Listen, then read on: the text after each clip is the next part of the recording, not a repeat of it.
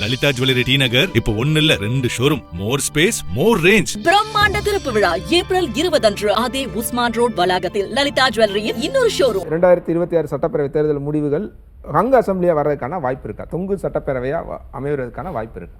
DMK sweep பண்ணிடும்.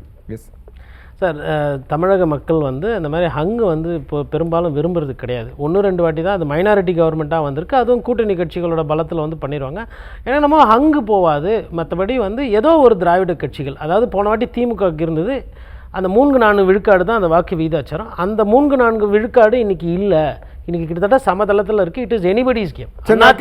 எப்படி கேட்குறேன், ஒருவேளை இப்போ கூட்டணி, இப்போ திமுகவாக இருக்கட்டும் அதிமுக இருக்கட்டும் கூட்டணியில் இருக்காங்க, அவங்க அறுதி பெரும்பான்மை வாங்கலை, ஒரு ஏதோ சட்ட நம்பர் வர்றாங்க அப்படின்னா அது எப்படி கூட்டணி ஆட்சியாக இருக்குமா? இல்லை அது நான் போஸ்ட்போல் சினாரியோ என்ன மாதிரி இருக்குன்னு கேட்குறேன். கூட்டணி ஆட்சியாக இருக்குமா இல்லை இதற்கு முன்பு மாதிரி தனியாகவே நின்று சார் கூட்டணி ஆட்சி கொடுக்கிறதோ கொடுக்காததோ முடிவு பண்ண போகிறது 2 பேர். அதிமுக ஜெயிச்சா எடப்பாடி பழனிசாமி அவர்கள், திமுக ஜெயிச்சா முதல்வர் ஸ்டாலின் அவர்கள். இல்லை கூட்டணி உங்களுக்கு சப்போர்ட் பண்ணலாம் கூட 2 பேருமே முதலமைச்சர்லாம் கொடுக்க மாட்டாங்க. அப்படி மீறி அதெல்லாம் கட்சி அது வேற மாதிரி ஆகிடும். நம்ம அப்புறம் பேசுவோம். அது அதெல்லாம் திமுக அதிமுக ரொம்ப தெளிவாக இருப்பாங்க. அவங்க தான் ஆட்சி அமைக்கணும், அவங்க தலைமையில் தான் இது இருக்கணும். கூட்டணி ஆட்சிக்கெல்லாம் யாருமே திராவிட கட்சிகள் ஒத்துக்க மாட்டாங்க. இல்லை, முதல்ல ஹங் அசம்பிளி வரணும்னா ஒரு 3வது நபர் கணிசமான அளவில் இடம் எடுத்தால் தான் அது ஹங் அசம்பிளி. இல்லைன்னா இந்த கூட்டணி மெஜாரிட்டிக்கு இருக்குது, இந்த கூட்டணிக்கு மெஜாரிட்டி இருக்குது, அப்படி தான் வரும். ஸோ என்னுடைய எதிர்பார்ப்பு ஒரு கூட்டணிக்கு மெஜாரிட்டி வந்துடும்.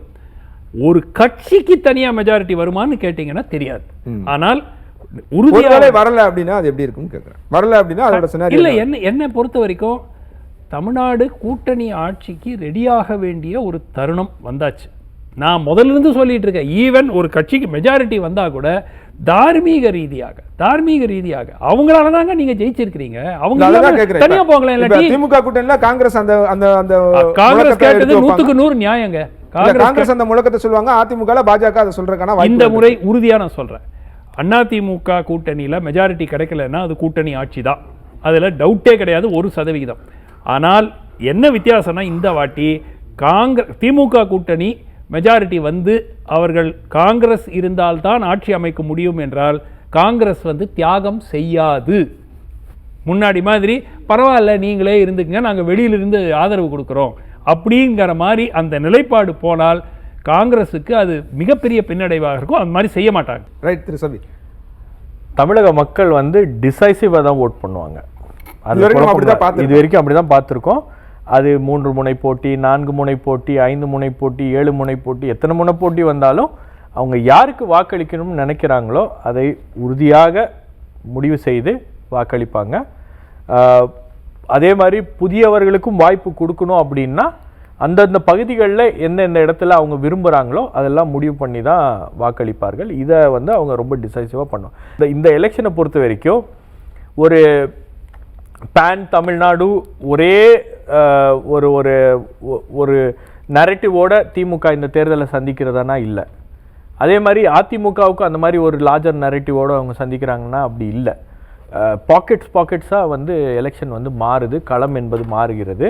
3வது உள்ள வந்திருக்கக்கூடிய கட்சி யாருடைய வாக்குகளை பிரிக்க போகிறது அப்படின்ற அச்சம் என்பது இந்த 2 திராவிட கட்சிகளுக்கும் இருக்கிறது.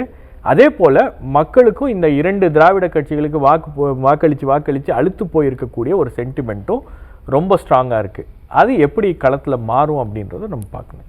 ரைட். இல்லை அறுதி பெரும்பான்மை கிடைக்கல, ஒருவேளை அப்படி ஒரு சூழல் இருக்குது. தனி கட்சியாக தனி பெரும்பான்மையோட இருக்க முடியாது, கூட்டணியோட சப்போர்ட்டில் தான் அந்த போஸ்ட்போல் உங்களுக்கு அந்த மாதிரி வாய்ப்புகள் இருக்குமா அப்படின்றது எனக்கு டவுட். ஆனால் போஸ்ட்போல் உங்களுக்கு ஒரு வாய்ப்பு இருக்குது அப்படின்னா அது அதிமுக தான் அந்த எதிர்பார்ப்போடு இருக்காங்க அப்படின்றதும் எனக்கு தெரியுது. ஏன்னா அதிமுக ஒரு கூட்டணி ஆட்சி அப்படின்ற மனநிலைக்கு அவங்க ரெடியாக இல்லை. என்டிஏவோட அவங்க பிஜேபியோட கூட்டணி ஆட்சி அப்படின்னு அதிமுக போனாங்கன்னா அது இன்னும் அவங்களுக்கு பிரச்சனையாகும். பட் ஒரு போஸ்ட்போலில் தாவேகா சில இடங்களில் ஜெயிச்சாங்கன்னா நமக்கு தாவேகாவுடைய ஆதரவு கிடைக்குமா அப்படின்ற ஒரு எதிர்பார்ப்பும் அதிமுகட்ட இருக்கிறது. ரைட் திரு லட்சுமி. மேண்டேட் டிசைசிவாக தான் இருக்கும். தமிழ்நாடு எப்போவுமே யாரையாவது ஒருத்தரை ஓட் அவுட் பண்ணிடுவாங்க. அது யார் வேண்டான்றதை முடிவெடுக்கிறதா தான் இருக்கும் தமிழ்நாடு. இதில் சிங்கிள் பார்ட்டி மெஜாரிட்டி கவர்மெண்ட்டுக்கு தான் வாய்ப்பு அதிகம் இருக்குது. திமுக க்ளீன் ஸ்வீப் இருக்கும்னு தான் நான் நினைக்கிறேன். ஏன்னா இப்போ இருக்கக்கூடிய சூழலில் கோயலிஷன் கவர்மெண்ட்டுக்கான வாய்ப்புகளும் ரொம்ப குறைவு, அதுக்கான வாய்ப்புகள் இல்லை. லலிதா ஜுவல்லரி டி நகர் இப்போ 1 இல்ல 2 ஷோரூம், மோர் ஸ்பேஸ் மோர் ரேஞ்ச். பிரம்மாண்ட திறப்பு விழா ஏப்ரல் 20 அன்று அதே உஸ்மான் ரோட் வளாகத்தில் லலிதா ஜுவல்லரியின் இன்னொரு ஷோரூம்.